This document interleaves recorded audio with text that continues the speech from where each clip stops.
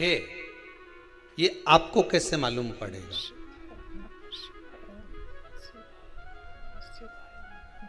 पितृ भूखे हैं, इसका तो वर्णन हमने पहले कर दिया कि रात्रि को जब आप सोने के बाद में 1-1.5 घंटे बाद अगर आपकी नींद खुल जाए, 1 घंटा 1.5 घंटा आप सो लिए, उसके बाद जो नींद खुली तो 1-1.5 घंटे तक अगर आपको नींद नहीं आ रही है, रात्रि को सोने के बाद में 1 घंटे बाद जब उठे तो आपको प्यास लग गई, भूख लगने लगी, प्यास लगने लगी कि मेरे को पानी पीना पड़ेगा, घबराहट हो रही, पानी पीना पड़ेगा। 1-1.5 घंटे सोने के बाद अचानक नींद खुले और आपको प्यास लगे, समझ लेना आपके पितृ भूखे हैं और प्यास है।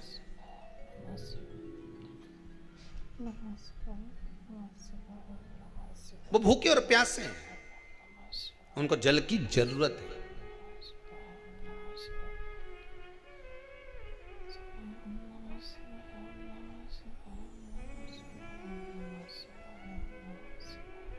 किसी भी नदी में, सरोवर में, कुंड में, बावड़ी में, तालाब में, आप तीर्थ में जाकर जब स्नान करते हैं तो स्नान करने के बाद एक काम का नियम बना लो कि अपने हाथ की अंजलि में जल लेकर अपने पूर्वजों को देना। प्यासे रहते हैं, भाग मांगते हैं।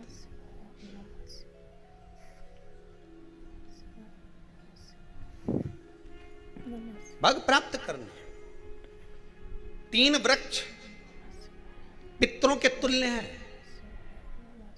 नैमिषारण्य की कथा में भी कहा था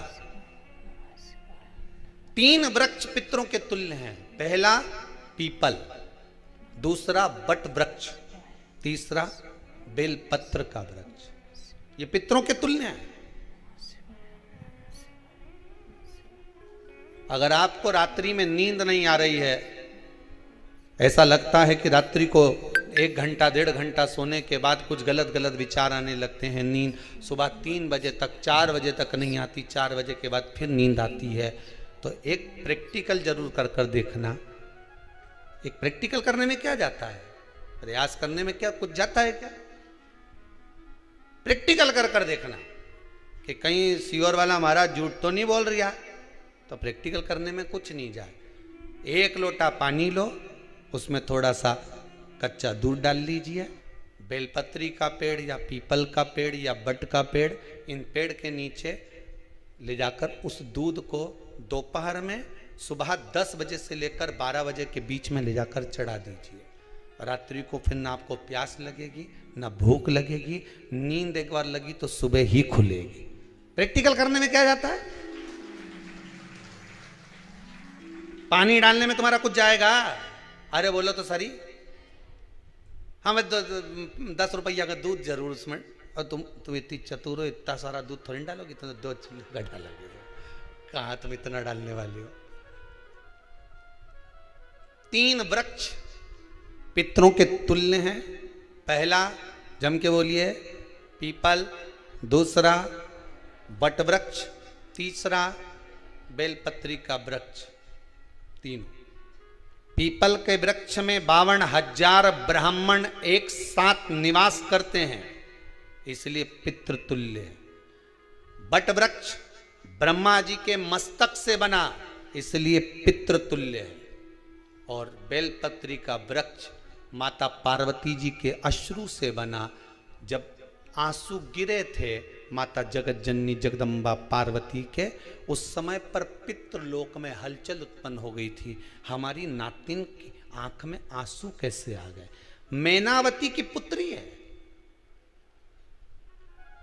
पितरों की नातिन, इसकी अश्रु कैसे गिर गए?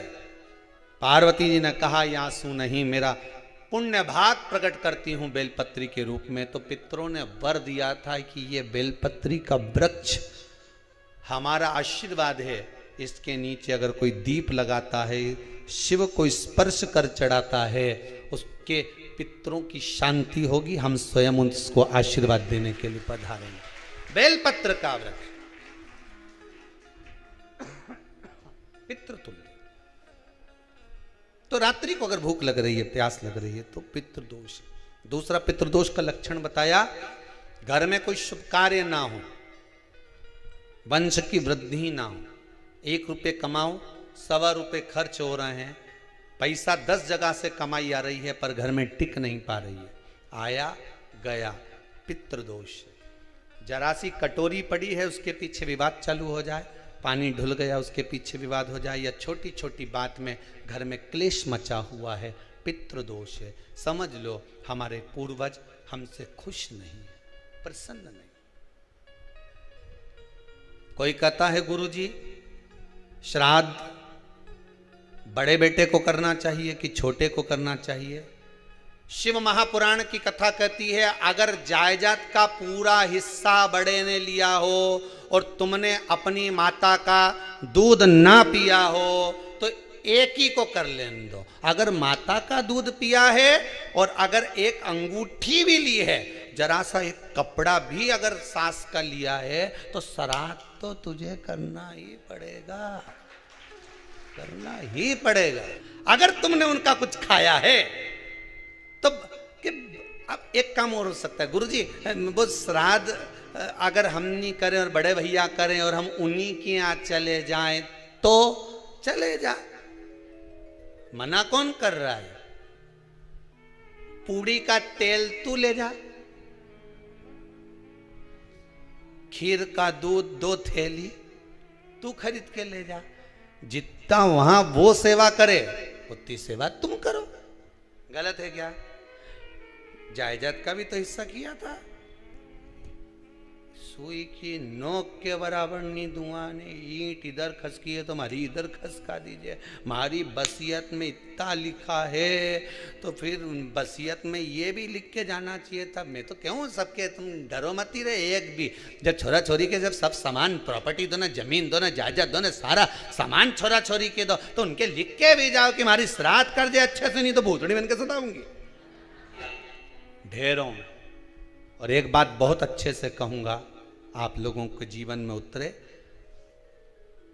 अगर मायके में भाई, मायके में भाभी, मायके के लोग अगर आपके माँ बाप का श्राद्ध नहीं करते हैं तो बेटी भी अपने माता पिता का श्राद्ध कर सकती है।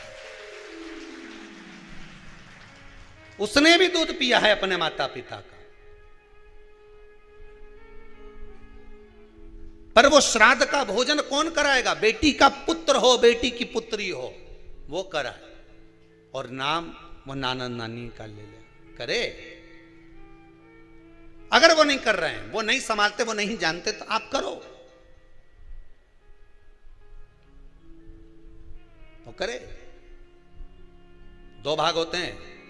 जब एक रोटी गाय के मुख में दी जाती है, गाय के मुख में जब हम रोटी देते हैं, एक रोटी जब देते हैं, या तो गाय के मुख में 16 श्राद्ध में जब रोटी देते हैं तो रोटी को बीच में से तोड़कर, रोटी का जो भाग होता है उसको, मतलब ऊपर से फुलका का परत नहीं निकालना है। रोटी जो सीधी सीधी है ना, जैसे ये रोटी है तो इसको बीच में से तोड़ लिया, 2 भाग विभाजित कर लिया, नीचे वाले भाग में भी थोड़ा सा गुड़ शक्कर रख लिया, ऊपर वाले भाग में भी गुड़ शक्कर रख लिया, एक के ऊपर एक रोटी को रख लिया, वो गाय को दी। तो अपन श्राद्ध पक्ष में 2 पूड़ी का प्रमाण है कि गाय को 2 रोटी दी जाती है, कुत्ता को 2 रोटी दी जाती है। 2 पूड़ी रख के देते हो, देते आप लोग तो देते होगे, 2 पूड़ी के ऊपर पूड़ी रखकर, थोड़ा सा मीठा रखकर, नमकीन रखकर, कुत्ते को भी देते, 2 पूड़ी तोड़कर कागा को भी देते। 2 पूड़ी का प्रमाण कहां से आया? 2 भाग रोटी के टुकड़े का प्रमाण कहां से आया? श्राद्ध पक्ष में ही ऐसा क्यों किया जाता है? बाकी के समय पर तो कोई ऐसा 2 पूड़ी का प्रमाण ही नहीं, पर श्राद्ध पक्ष में ये क्यों कहा जाता है कि पूड़ी के ऊपर पूड़ी रख दे, उसमें मीठा रख दे, खीर शक्कर रख दे, गाय को दिया, कुत्ते को दिया, कागा को दिया, ऐसे क्यों कहा जाता है? उसका कारण क्या होता है? उसका केवल एक कारण है, जो नारी ने भोजन का निर्माण करा है, जो घर की बहू भोजन बनाई है, जो घर की बेटी ने भोजन बनाया है, घर की माता ने भोजन बनाया है।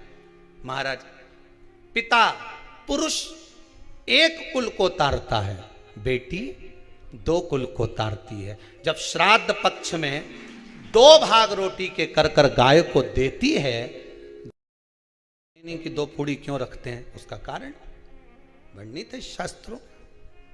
दोनों पक्ष तारने के लिए, दोनों पक्ष का स्मरण कराने के लिए। महाराज, बिंदु प्रेत योनि में पड़ा, चंचुला देवी उनके मोक्ष का प्रयोजन कर रही है, प्रयास कर। क्या करा जाए कि इनको मोक्ष मिल जाए? कहा शिव महापुराण की कथा। पार्वती मैया की सहेली बन गई और पार्वती मैया ने शिव महापुराण में प्रेत योनि से मुक्त होने के लिए कहा तुम रुका जी के यहाँ जाओ, देवऋषि नारद के पास जाओ।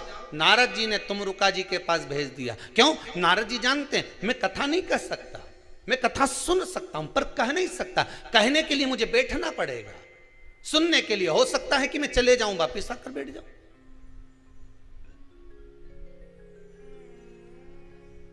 तुमरुका जी से कहा कथा कह दोगे?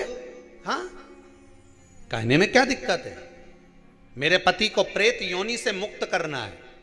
तुमरुका जी बोलते हैं केवल तुम्हारा पति प्रेत योनि से मुक्त नहीं होगा।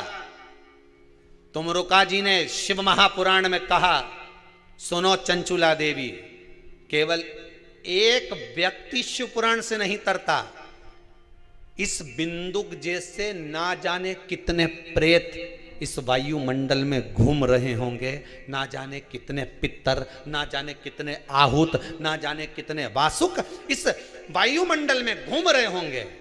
तुम्हारा पति तुमको दिखा नहीं, तुम्हारा बिंदुक तुम्हें कभी नजर आया नहीं, फिर कारण क्या था? बस मन में शांति नहीं है। घर में सारा सुख है पर हृदय में शांति नहीं, समझ लो पितृदोष है। क्या करा जाए? फिर क्या करोगे? महाराज हृदय शांति, हृदय शांति। केवल एक अकेला बिंदुक शिव महापुराण की कथा सुनकर नहीं तरेगा। तुमरुका जी कहते हैं जिस समय पर मैं शिव महापुराण की कथा कहूंगा, सुनो चंचुला देवी, इस संसार के इस भूमंडल पर मृत्यु लोक में जितने भी जीव इस संसार सागर में भटक रहे होंगे, शिव महापुराण की कथा सुनकर वो भी तर जाएंगे। ये अकेली बिंदुक को तारने वाली नहीं है। इस मृत्यु लोक में जो विराजमान, आज भी नियम है महाराज, श्राद्ध का भोजन टेबल पर नहीं कराया जाता। श्राद्ध का भोजन मन के लिए भूमि पर आसन लगना चाहिए और जमीन पर बैठकर कराना चाहिए। तब क्यों? क्योंकि इस भूमि पर बैठकर जब भोजन कराएंगे, इसी भूमि से ना जाने कितने पितर गए, कितने तर्पण हुए, कितनी तिलांजलि हुई, इसी भूमि से, इस रज से, इस कण से ना जाने कितने जीव चल गए। अब लकड़ी पर या टेबल पर या कुर्सी पर बैठकर ब्राह्मण को भोजन कराने का प्रमाण नहीं है। अब आपका फैशन ज्यादा हो गया तो बात दूसरी है। पंडित जी ऊपर बैठ के खा लोगे क्या? पंडित जी तो बोल देंगे अच्छा है खिला दो।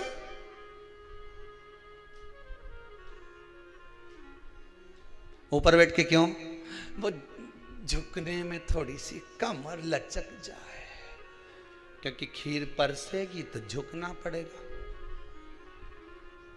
अब ब्राह्मण अगर भोजन करने आसन पर बैठेगा, तुम अगर थोड़ा झुककर परसोगी, ब्राह्मण के सम्मुख में आप थोड़ा सा भोजन कराते समय झुकोगी। जरा विचार करिए, यशोदा मैया के घर में संतान नहीं थी। यशोदा जी श्रावण के महीने में श्रावणी करने आए हुए ब्राह्मण को मात्र खीर परोसने के लिए गई थी। 52 साल की उम्र थी, संतान का सुख नहीं दिख रहा था, खीर परोसने के लिए गई। उतनी देर में ब्राह्मणों ने देखा इनके घर में संतान नहीं है, पुत्र भव कह दिया। और यशोदा जी के पति श्री नंदराय जी कह रहे हैं कि बाबा मैं 60 का या 55 की, बाल हो गए धोले और तुम कह रहे हो पुत्र होगा, कहां से होगा? ब्राह्मण कहते हैं ब्राह्मण जब भोजन करता है, भोजन करते समय जब वर देता है, वो वर गलत नहीं हो सकता, कहीं से भी आएगा पर छोरा तो आएगा। और आया, कहीं से भी आया पर पुत्र आया, क्योंकि आशीर्वाद दिया था। श्राद्ध पक्ष का भोजन टेबल पर नहीं, कुर्सी पर नहीं, श्राद्ध पक्ष का भोजन ब्राह्मण को आसन लगाकर जमीन पर कराना चाहिए, भूमि पर। आजकल के ब्राह्मण भी थोड़े नीचे।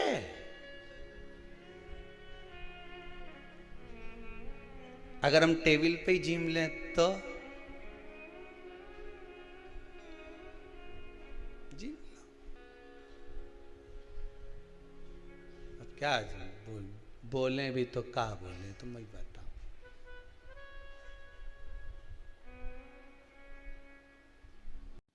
तो फ्रेंड, इन वीडियो से आपको बहुत ही अच्छे अच्छे उपाय और पूजा पाठ के नियम, व्रत करने के नियम आदि महाशिव पुराण द्वारा प्रदीप मिश्रा जी ने बताए हैं। तो इन्हें करके आपके घर में सुख शांति और सनातन धर्म से जुड़ने का बहुत ही अच्छा तरीका है। तो फ्रेंड्स, ऐसी ही वीडियो देखने के लिए हमारे चैनल को सब्सक्राइब करें और बगल में लगे बेल आइकन को प्रेस करें ताकि हम आपको इसी तरह की अच्छी अच्छी वीडियो लाते रहें और प्रदीप मिश्रा जी के प्रवचन आपके द्वारा पहुंचाते रहें। महाशिव पुराण कथा का वर्णन आपको सुनने को मिलता रहे। धन्यवाद।